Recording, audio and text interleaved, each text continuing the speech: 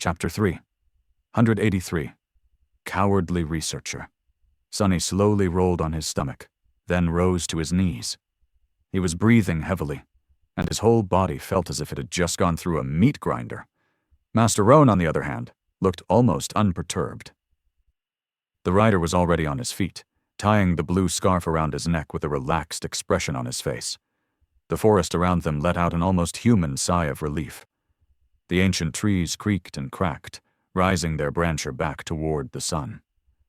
Those that had broken remained on the ground, adding to the nearly impenetrable layer of deadfall.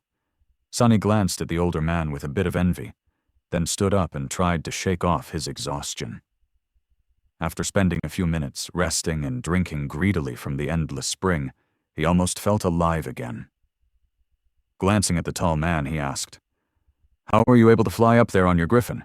I mean, no offense, but that seems like something only a crazy person would do." Rowan laughed. "I don't rise too high unless I really have to. Usually you can fly above the descending islands without experiencing too much pressure. After a while, you develop a sense of how much your body can handle, and for how long." He massaged his broad shoulders and added, a note of pride in his voice, "Plus, I am a master, after all. I can withstand much more than an awakened would. You did exceptionally well, however. To be honest, I was pretty sure that I would have to abandon my patrol to bring your bleeding body back to the sanctuary at full speed, then throw it into the gateway. I guess it's true what they say about you forgotten shore kids." Sonny blinked a couple of times and asked cautiously, "What did they say?" The older man smiled. "Tough as nails, disturbingly indifferent to pain and fear, strong, almost scary. Scary children. That was the exact phrase I heard." Sonny lingered for a few moments, then scoffed. "Indifferent to pain and fear? What nonsense. I pride myself on being a coward." "As one should. What's wrong with being a coward? Fear keeps people alive, while bravery gets them killed. As for pain, no thank you. I have been beaten, burned, crushed, drowned, cut, stabbed, pierced, bitten, chewed, and gutted enough times for several lifetimes already." As Master Roan gave him a strange look, Sonny raised an eyebrow. What?" The tall man shook his head, then scratched his chin and said in a wondering tone, "No, nothing. It's just, if that is true, Sunless, then what are you doing here on the Chains Isles? Shouldn't you be having a nice time in a safe place like Bastion?" Sonny looked away in embarrassment, then coughed. There are several reasons for that, actually. Not the least of which is that—" He looked side to side, then lowered his voice and said in a gravely serious tone, "You won't believe it, but the government actually pays you money for writing down things about the Dream Realm. And since the Chained Isles are largely unexplored, they pay me premium for going around dusty ruins here and scribbling down a thing or two. I am technically a contracted researcher, believe it or not." He grinned and watched as Master Roan stared at him with an incredulous expression.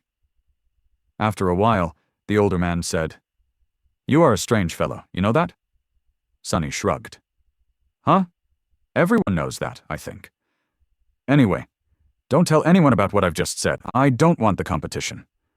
The tall man blinked a couple of times, then smiled. "No problem. Do you need me to take you back to the sanctuary, or will you be fine returning on your own?" Sonny thought for a bit, then said, "I'll be fine. It's not that far anyway. If I make haste, I'll be back before morning and go straight back to the real world. I have business to attend to there, actually." Master Rowan nodded and patted Sonny on the shoulder. "All right, then I'll be on my way. It's been nice meeting you, Sunless. If you need anything in the future, don't hesitate to find me in the sanctuary." With that, he summoned his echo. A sea of white sparks appeared out of thin air and swirled, slowly turning into the figure of the mighty griffin. The winged beast towered above Sonny like a gargantuan mix between a lion, an eagle, and a pure nightmare. Slowly, it lowered its head, staring at him with two beautiful, inhuman eyes. Its beak looked about as fearsome and terrifying as that of a spire messenger. Sonny tensed a little and took a couple of steps back, prepared to dissipate into the shadows at any moment. He didn't really think that Master Roan would suddenly attack him, but being paranoid was better than being dead. The tall man summoned his armor, then easily jumped on the griffin's back and raised a fist to bid Sunny farewell. In the next moment, the echo stretched its wings and pushed itself off the ground, sending a squall of hurricane wind in all directions. Sunny struggled to remain on his feet, and then looked as the griffin flew into the distance. Slowly, a friendly expression disappeared from his face. "Well, what do you know?" The famed master had turned out to be a rather pleasant person. Granted, he was a legacy by marriage and not by birth. Still, Sunny had expected to be treated with a lot more disdain and contempt, at best hidden behind a mask of false courtesy. Come to think of it, the saint governing the Chained Isles herself was pretty down to earth, if a bit cold.